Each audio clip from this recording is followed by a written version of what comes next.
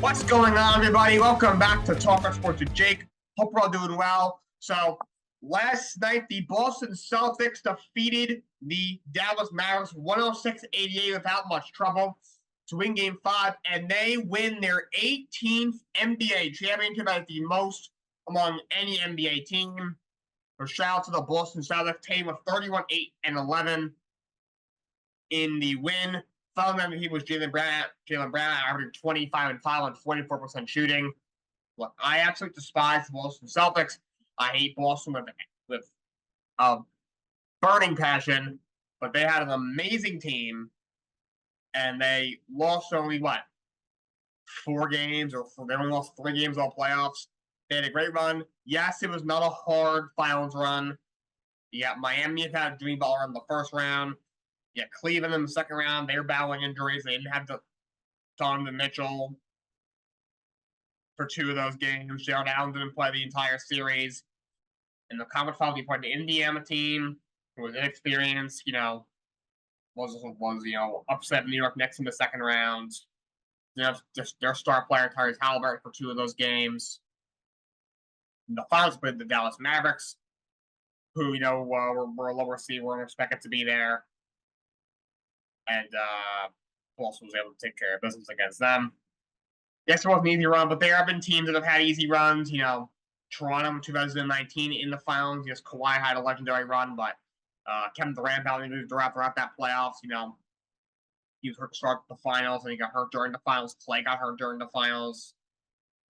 LeBron every year gets the rest of the Eastern Conference basically kicked off to the finals every year. He was in Miami and Cleveland. Even Denver didn't have that hard of a run. They play the 8 seed, was it like New Orleans or something in the first round, and you played Phoenix in the second round, was a 4 seed. Was stacked and really good, and they got embarrassed at home again in the elimination game. But a team that they made the trade for Durant at the trade deadline, and Durant was hurt, and then he came just in time for the playoffs. And in the conference finals, you played a 7 seed. Lakers shouldn't have been there. In the finals, you played an 8 seed Miami. Of course, on Cinderella run. So look, and either goes to the finals. They earned their way as the 1 seed. To really not face a test until the conference finals. We thought, all right, you get the 8 seed winner of whoever sneaks out of the playing tournament as the 8 seed, and then you got. The second round, you're going to play, the lowest remaining seed, so probably a 4 or 5 or a 6 or a 7 sneaks through. They get then, and realistically, you're not going to get to the conference finals where you get like a 2 or a 3 seed. And the final, most likely, you'll get, the top 3 seed in that conference. It's where you earn the right as a 1 seed. They are a great team. They proved a lot of people wrong. People were saying, myself included, to an extent, that Jason Tatum and Jaylen Brown couldn't win together. They couldn't get it done. Every year they get this close and they come up short. They lost in the finals to Golden State 2 years ago. They lost, obviously losing to an 8-seed Miami team in the Eastern Conference Finals. Last year, we're down 3-0 in that series, came all the way back, and they got smacked in the face at home in Game 7. Tatum was probably playing hurt, for most of that game. Brown did not play well. Derrick Rose, the only guys that were really showing up. This year, they got it done, and they dominated. They won 64 games in the regular season. That was by far the most of any team this year, and then they lost only 3 games the whole playoffs. And they are your 2024 NBA champions. So shout out to them. And this team, kudos to Brad Stevens. Start with Danny Ainge, years back trading Kevin Garnett and Paul Pierce to the Brooklyn Nets, got a crap ton of draft picks back in that deal. They ended up getting the 3rd pick in 2016. Used that pick to draft Jaylen Brown. 2017, ended up with the number 1 pick. They ended up with Brooklyn's pick, who had the number 1 pick. And they trade down 2 spots to get the 3rd pick of the year, and they drafted Jason Tatum. They always wanted Tatum. They figured, if we can get him at 3, because Philly wanted to move up and get Markelle Fultz. And the Lakers knew they were taking, I think it was Brandon Ingram that year. So they're like, oh, okay. Well, we'll pick up an extra 1st-round pick next year. So a team that could have a top 5 pick again next year. On top of the old picks they already had. If we still get their guy, sure. Take Jason Tatum. Obviously, first didn't quite work. You brought in Kyrie Irving in free agency, bringing Gordon Hayward in free agency, you're bringing out Horford in free agency. He snaps his leg the first minute of the season. Kyrie comes off with the problems. He gets hurt. They got very close, losing Game 7 each conference finals to LeBron, the Cleveland Cavaliers. I think that was in 2017 or 2018. And then, for years they couldn't quite get it done, and just, the horrendous exit by Kyrie Irving. Gordon Hayward was never the same. But then they made a series of trades. Last year you make the trade to get Malcolm Brogdon. Then you bring back Al Horford in free agency. You move Brad Stevens into the front office. This was 2 years ago. They first moved Stevens into the front office. So you bring in you made Doka the coach of the team, and you make it. You had a really good year. You turn that second half. You turn that team around. Stevens did a good job. Bringing in, making a trade for Malcolm Brogdon, bringing back Al Horford, which is a move that was questionable at first, but it's really worked. But ended up really working out for them.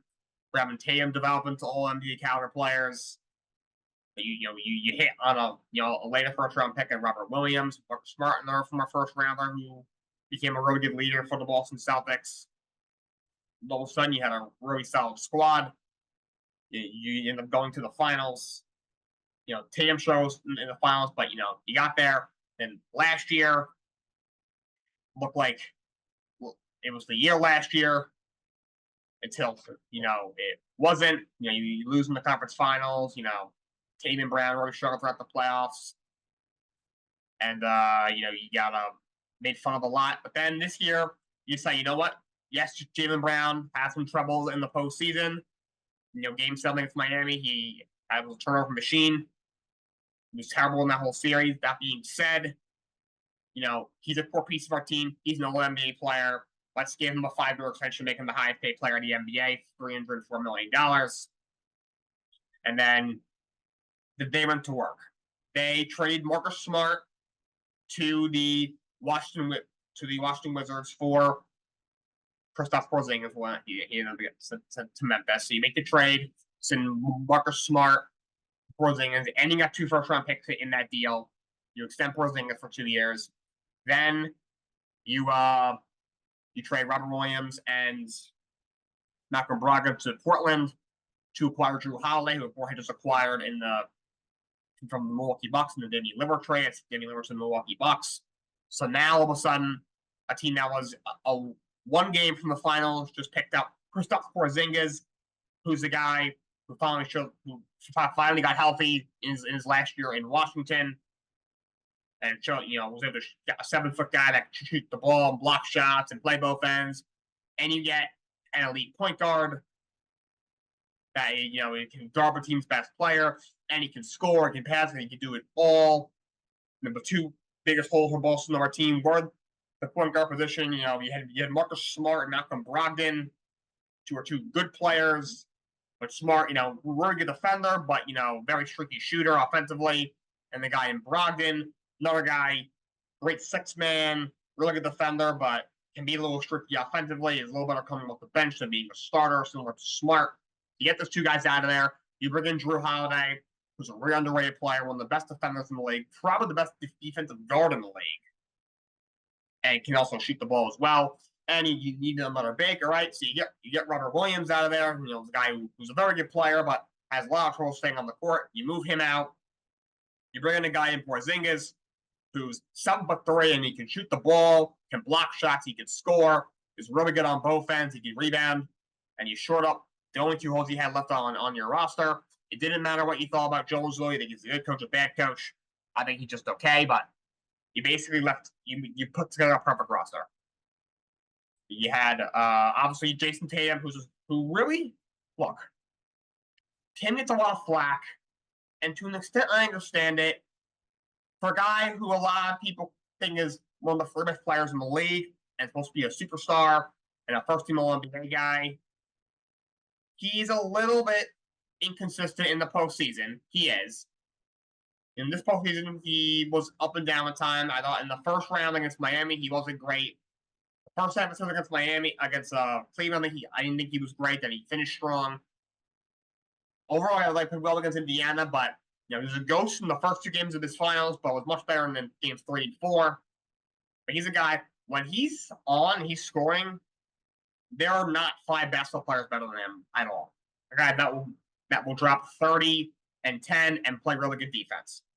But even when his shot isn't falling, he's struggling to score and struggling to live up to the hype. Maybe being a top 3 guy in the league and the guy who's about to get a $360 million extension from the Boston Celtics, he's able to do other things. He's like, you know what? My shot isn't falling, but let's but Jaylen Brown's hitting a shot, Derek White's hitting a shot. Let's feed him the ball. Let's, lock up on defense. Let's do other things to help the team win. So I do think he's a superstar. I'm not confirmed the 3 best players in the league, but he is certainly one of the 7 or 8 best players in the league. A guy that will average 27, 28, 7, 8 boards, 5, 6 assists, and is a phenomenal defender, classy guy, great father. And even when, sometimes in the playoffs, he struggles offensively, he still able to do other things to help the team win. Jaylen Brown, the fact he wasn't an All-NBA guy this year was a crime. He's a really good player. He proved a lot of people, including myself, wrong. He might be the best number 2 option in the league, but probably a number 1 on a lot of different teams. He averaged 29 points a game against Indiana in the conference finals, averaged 20 more. That's with kind of an off game in game 5, averaging 19. He had 19. Would have had even more.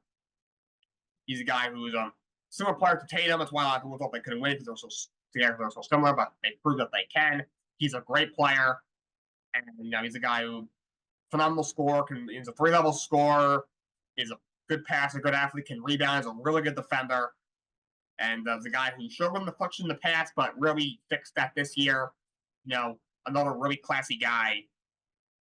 He's actually a very interesting dude. Very smart. He gets back to the community life, doing a lot of that, especially since he got that big contract. And then you got Drew Holiday, who's an amazing defender, best defensive guard in the league, can also shoot the ball, really good passer. Now has 2 championships. One from Milwaukee, one to Boston. Yeah, Kristaps Porzingis. I mean, it makes me really sad to watch him. Knicks had him, obviously. Obviously, it didn't end well in New York. But I just think he finally got healthy. Though we did have injuries throughout the year, especially in the playoffs, but he was healthy enough for them.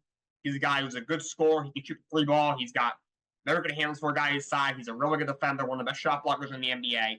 Very good player. And don't get me started on Derek White, one of the most underrated players in the entire league. He is as impactful as it gets. He makes any team better. He's honestly, Tatum is probably their best player, or Tatum or Brown, obviously, or you can see that they're co-best players. But their most impactful player might be Derek White. The guy just does everything. He's a phenomenal defender. He's a good scorer. He can shoot the ball. He's a good passer. Selfless player. He's the guy who says, you know what? I'm not a guy that's going to get you 30. I'm not a crazy good athlete. I'm not going to be grabbing 10 rebounds. I'm not going to be having 15 assists. I'm not going to have everybody buying my jersey. Not every single sports show is going to be talking about me. I'm not, a guy that's going to be getting these $300 million max contracts. But I'm a guy that can, I can help you on defense. I can guard your first or second best player. I can give you a couple of threes. I can score at all 3 levels. I can facilitate. I can grab some rebounds. Whatever you need me to do, I will do to the best of my ability. That's what he does. He is a absolutely perfect fit. Another trade that Brad Stevens made. Trade Josh freaking Richardson for this guy. So that's crazy. So Boston, they had a perfect team. They literally built a team that just could not lose. Maybe if Denver got there, maybe they would have beat them. Maybe if Minnesota got there and Towns was at his absolute best, Gobert was at his absolute best, and Anthony Edwards was at his absolute best, maybe. Other than that, there was no one that was going to touch this team this year. Much as I hate Boston, it's not they have any unlikable players. It's only, I can't even hate on Kristaps Porzingis. The way it ended in New York was not good. I thought it was a little classless, but he's definitely matured. He was very, very young at the time. He was only, 23 years old. He's definitely mature. He got healthy. And, it's not his fault the team around him was horrible and, how bad the coaching was and the whole thing with Phil Jackson. So kudos to him, and congratulations to Boston Celtics on their 18th NBA championship. Now it's time to talk about the Dallas Mavericks. You guys played horrible. I don't get this whole pizzazz around Luka Doncic. Look, he's a great player. I'm not saying the guy's a bum, but do not put him in the top 5. I've said many times, I have never considered him a top 5 NBA player since he entered the league. Have I considered him top 10? Obviously, yes. But do not put this guy in the top 5. He played horrible. The guy played horrible. Even the games where he was putting up 28, 30 points, he's forcing up threes in the first 5 seconds of a shot clock, and he's bricking. He's turned the ball over. He was horrible last night. The guy might be the worst defender in the league. He has to have more complaints to the referees than defensive stuff. The guy is a whiny bitch. He needs to shut his damn mouth and leave the referees alone and get back on defense. He is a glaring hole on the court. I don't mean to sound like Brian Windhorst and kind of go off him when he went after Luka Doncic, but he is 1,000,000% correct. Luka Doncic is a hole on the basketball court. Yes, he does some incredible things. He's a great player, and he's destined for great things, but he's got some work to do because that guy is a hole on the other end of the court. He might average 35 points a game, but he's going to give up 40 to 50. The guy had he like 10 what do you have, like 10 defensive blow-bys in game 2 or 3. That was the most in the finals game ever, I think. Like, it's ridiculous. Like, look, the guy's a talented guy. You know, he's one of those positionless guys, slow, but somehow is always in control of the pace, makes guys better around him. But my God, he is such a whiny little bitch, and my God, he cannot defend for his life. And he needs to work on that. Also, he's got to get a little better shape. It works for Jokic, and it works a lot for Luka as well. The difference is Jokic has 3 MVPs and the championship and a Finals MVP. Luka has 0 championships, 0 Finals MVPs, and 0 league MVPs. So, how's it really working? You can just a little more around them, but that's beside the point. And Kyrie Irving, look, congratulations for not being the biggest drama queen in all sports for 1 full year. Congratulations for staying pretty much fully healthy for 1 full year. And he overall had a great year. For the first round of the playoffs, he did play very well. But holy hell was he bad this playoffs. He had 1 good game. He was horrible in game 1. He was horrible in game 2. Game 3, he was okay. That was more on Luka for fouling out. He was good in game 4. He was atrocious in game 5. Season on the line. 15 points. 15. Luke didn't help either. The stat line was misleading him, having 28. A lot of those were in garbage time. But my God, he was horrible. But I despise LeBron James. I'm as low on him, as big of a hater as him, probably besides Skip Bayless on this planet. But what has the guy done since he left LeBron? Nothing. He did nothing in Boston. Boston was a win away from the conference finals without him. Once he came back, they couldn't get out of the second round. Then he goes to Brooklyn, completely screwed up with anything that Brooklyn had going, won 1 playoff series in 3 years. The crappy-ass Knicks at the time won more playoff series over the freaking Nets when they had Kyrie. And he was playing next to Kevin Durant and James Harden. And he goes to Dallas last year, did nothing. You know, they missed the play-in. So for a 3-year max instead of for a 5-year max. And although he had a good year this year, stayed out of trouble, stayed on the court. When the night most in the finals, the guy was Casper the freaking not-so-friendly ghost. Like, at some point, maybe we've decided the guy needs one of the greatest players ever next to him to win anything. Like, maybe he needs that. Look, he's as talented as it gets in this league. One of the best ball handlers ever. Great shooter, 3-level scorer. Most talented offensive players in the history of the league. Great player. He's been clutch throughout his career. We all remember the shot in Game 7 of the finals in 2016. LeBron will not have won that ring without him. He doesn't win without him. But my God, he was horrible. PJ Washington, remember him the first 2 rounds of the playoffs? Not really. I don't remember him either. But even in the conference finals against Minnesota, the guy couldn't hit a three for save his life. To save his life. Well, Jason Kidd, this is not far from all on him. But Tim Hardaway Jr. was your third leading scorer in the regular season, averaged like 15 or 16 a game. And the dude can't get on the court. He didn't play super well. You know, through the first 3 games in the series, he didn't make a single shot. It was 0-7. You know, he hit 5 threes in game 4 in garbage time, and you know, in the spare play that he had in game 5 didn't look good either. But can you play the dude? Give him a shot? He averaged 9 minutes a game over the first 3 games of his finals. There were many games that he didn't play throughout the playoffs. He had a bunch of DNPs in the second round. He didn't play at all. He only got in the game in garbage time in game 4. If Dallas wasn't up by like 40, he wouldn't have gotten into the game. If Dallas wasn't down by like 25 in game 5, he wouldn't have gotten in the game. Like, give the guy a shot. Like, Derrick Jones is not a bad player. Overall, I thought he had a solid year and played well in the playoffs. But why is he starting over Tim Hardaway Jr.? Like, I don't understand. Why is he getting him in? This dude's running Maxi Kleber out there. He's putting Maxi Kleber on, like, Tatum or... But, like, what are you doing? Dante Eckham's getting in. Besides, like, that one, like, 3-minute stretch in Game 4, the dude did nothing. I forgot he was in the league. Why is he getting minutes in the finals for Tim Hardaway Jr.? Hardaway's nothing special.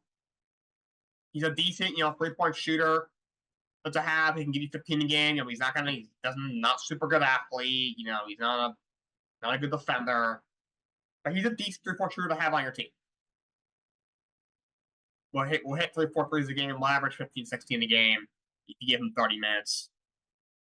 And the guy, I don't think, averaged 10 minutes a game in the playoffs. I don't understand. So Mavericks, you played horrible. But shout out to the Boston Celtics of the year 2023 to 24 NBA champions. The Columbus Blue Jackets fired Pascal Vincent, their head coach, after 1 year. To me, I think he got the short of the stick. They hired Mike Babcock. Then it came out another issue with him that he was, he was having like players showing pictures on their phones, and he ended up having to resign. So then they threw him into the fire as a guy. He was assistant with Winnipeg for a while. Then he became an AHL coach for them. Columbus hired him as an assistant a couple of years ago, and they threw him into the fire with a really bad roster. And they were the 4th team in the league, and he got fired. Columbus, it's a terrible organization. They hand coaches these awful teams and expect them to win the freaking Stanley Cup. And when they finish, 29th in the league with the 30th best roster in the league, they fired him. I don't understand. It makes no sense to me. All right, let's talk about go to the NBA. Back to the NBA. Actually, I'm gonna continue my NBA all-season series. Today we're doing the 9 and 10 teams in the Western Conference. We're gonna start with the Golden State Warriors. Of course, the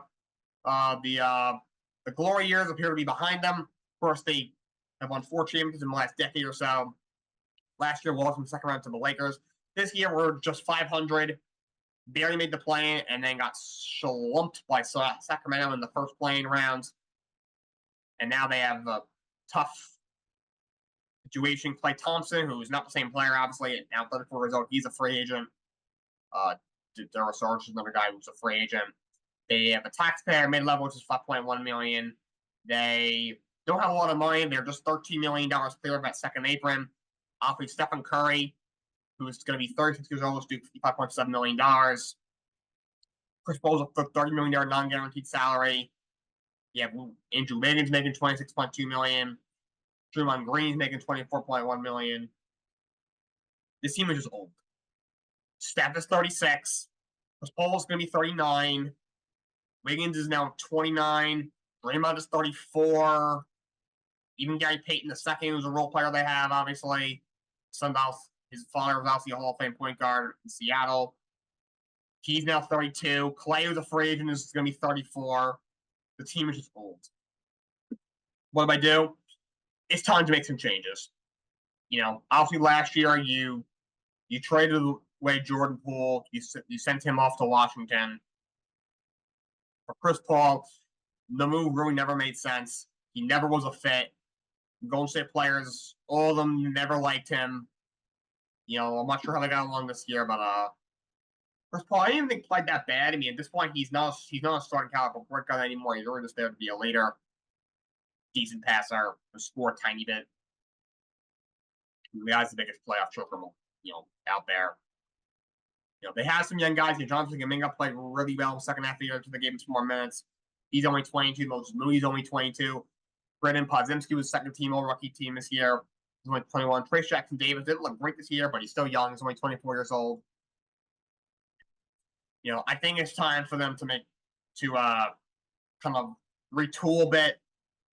I think, Steph Curry's obviously still a great player, but he's probably one of the 10 best players in the league. I wouldn't say he's one of the best 5. Chris Paul doesn't have much left. Draymond is still a good defender, but not a great defender anymore. Gives you nothing offensively, and is a liability on and off the court. He's getting suspended every year. He's going to find himself out of the league soon. I think they should honestly move off him. He's kind of washed. And but who's going to take him? He's due $24.1 million this year. Then he's due $25.8 million in 2026 and 2027. He's due $27.6. That's a player option I'm sure he'll pick up. And then he's got 2 years plus a player option. It's a pretty safe bet for him to exercise. For a guy who's now 34, is still a good defender, but is also a complete liability. I don't know how is someone going to pay Chris Paul $30 million at 39 years of age to be their backup point guard? Maybe bring some leadership. I don't know. Not sure why they would. And apparently Klay Thompson wants a 3-year deal. Look, he was 0 of 10. He was 0 of 10 in that playing game. He did not have a great year. When he got moved to the bench toward the end of the year, he looked a little bit better. And then we said he kind of modeled his game after Ray Allen. Ray Allen at the end of his career, when he went to Miami, moved to the bench. He's hoping they do the same as him, but maybe he could, as like a 6-man or a 3-pointer as a shooter on the bench, he can do something, but I don't really think he's got much left. But if he's a free, I don't think they should resign. Honestly, I don't see a reason why that works. But I think it's time for the Warriors to retool and try and get younger, because they are really expensive, really old, and not all that great. And the West is so loaded. It's hard for them to see them getting at the planet anytime soon with this roster. Remember, Steph's 36 years old. He's got 2 years left on his contract. It'd be cool for them to build one more championship team around him. That would cement him as the greatest Golden State Warrior ever if it hasn't already. That would definitely make him the greatest point guard of all time, ahead of Magic Johnson if he gets one more championship, in my opinion. It would be hard to keep him outside of the top 5 all time. He's already top 10 all time. But Golden State, they're only out of time. It's time for them to retool. But next team up, and the last team I'll do for today, is the Sacramento Kings. Kings, of course, were a revelation, not this year, but the year before, where they finally made the playoffs. Of course, we lose to Golden State in 7 this year. I guess a tiny step back. You lose in the play-in, but also the West has got a lot better. They were kind of just as good. But you look at what they have. They have a 13th pick in the draft, N45. Malik Monk's definitely a key free agent. He was a 6th man of the year finalist. Probably should have won it. Definitely would have won it if he stayed healthy. Give him a game on or 2 other free agents. They have $24.7 million cleared the first apron. They're $37.5 million cleared the second apron. And you look at their roster, they have a nice little core. De'Aaron Fox is a really good young point guard. You have Sabonis is a great player, really underrated. Should have been an all-star. He set the record for most consecutive double-doubles. Harrison Barnes is a decent player. He's a good defender, can score a bit. Kevin Huerter is a good shooter. He was hurt this year. Keegan Murray's a really good young player who's starting to come to his own. Davion Mitchell hasn't been quite the player we thought, but he's still young. And if nothing else, he's a really good defender. Just needs just 3-point shot to come along. To me, they're still a piece or two away. Fox is really good. Sabonis is great.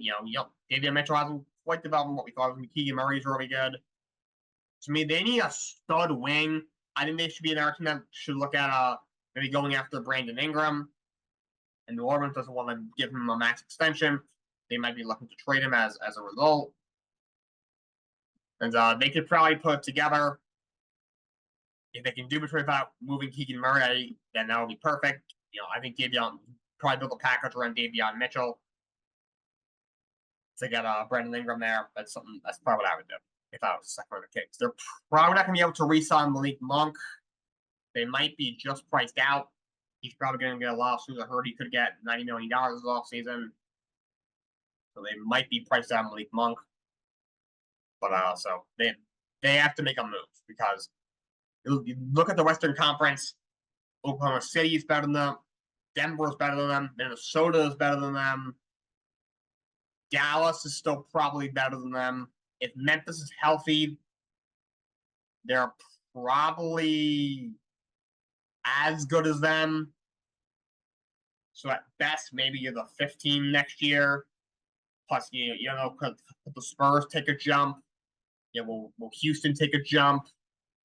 Now, so at best, it's hard to see them getting out of the first round next year. I mean, look, they were out of the playoffs for like 20 years.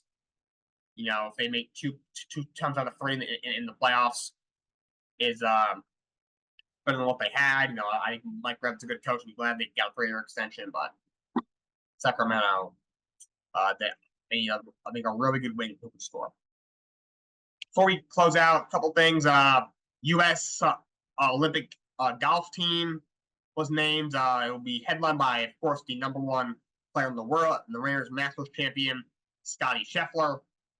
The other 3 players will be Xander Schauffele, who just won the PGA Championship, Wyndham Clark, who won the U.S. Open last year, and then Collin Morikawa, who's won 2 majors in his career. They will represent Team USA from August 1st to 4th at the Golf National. I was surprised that Bryce DeChambeau was not on the team. He's a great player. He, of course, just won the U.S. Open a couple days ago. I would have probably put him on the team, but he was snubbed a little bit, but that is the Olympic golf team. And just going to do a check-in with baseball for MLB Stand before we close out. American League East Yankees still 50-24, and they're getting Garrett Cole back this week. Tomorrow, I believe, he's going to start against Baltimore. He's been out, all season with an injury to his elbow. He's coming back, so that's big for them. And they've been dealing with some injuries. Anthony Rizzo, who's been having a tough year. He has a broken arm, so he's going to be out for a while. The bottom of their order is a little bit murky. They have some issues in the bullpen. But the top half of their lineup's been great. Judge has obviously been amazing. Soto's been a beast. And the Volpe's played very well. The rotation without Garrett Cole's been great, but Torres has been struggling. LeMahieu's been struggling since he came back. Trevino is struggling to control the run game. The Red Sox just stole 9 bases on them the other game, a couple of games ago. And their bullpen's been great. Baltimore at 47-24. They're, of course, rolling. Washington at 38-35. They're playing pretty well right now. They've been up and down throughout the year. Toronto 35-37. They've definitely gone underperformed this year. Tampa 34-38. Mercury Central, Cleveland still on top at 44-25. Kansas City can continue to play well. They're at 41-32. Minnesota 40-32. They've won 5 in a row. Tiger 34-38, and the White Sox 19-4 have been just brutal. American League West has been very jumbled. You have Seattle at 43-31 has been playing well. Astros 33-39. Of course, their pitching staff has been just depleted this year. A lot of injuries. Texas is only 33-39. Obviously, you haven't got the ground back yet. Max Scherzer was hurt. Is still hurt. You lost a couple of people in the offseason. They've struggled. Corey Seager's had a bit of a down year. Angels 29-43 suck. In Oakland 26-40, they've lost 9 in a row, and they're reverting back to that god-awful team that we know they are after a not horrendous start to the year. National League, Phillies continue to roll 48-24. Atlanta 39-31. They have been as good as advertised. Washington's actually been playing pretty well, 35-36, only a game under 500. Even the Mets have been playing a lot better. They won 6 in a row. 34 and 37. Of course, they just got back Francisco Alvarez. They've been hitting a lot better. The bullpen's running to shape. This guy, but Diaz back off the IL. And the Marlins 23 and 49. They obviously suck. Dodgers are 45 and 29. Continue to roll. They have some injuries. Mookie Betts, of course, your star. Now shortstop. They moved to shortstop. He broke his wrist. He's out 6 to 8 weeks, and you lost your ace Yoshida Yamamoto as well for a little bit. Giants are 36 and 37. Padres 37 and 39. Arizona's been disappointment, 35 and 37. They haven't gotten great pitching so far. Corbin Carroll's also struggling. And the Rockies 25 and 47. They're just very bad. Milwaukee Brewers 42 and 30, been a lot better than expected. A lot of young guys are stepping up. Cardinals are 36 and 35, playing a little bit better. Pirates 35 and 37, obviously. The revelation of full scheme's been exciting. Reds are 34 and 38. They still have the pitching staff. And then the Cubs are 34 and 39. They've had a bit of a tough year. They're in last place for the National League Central.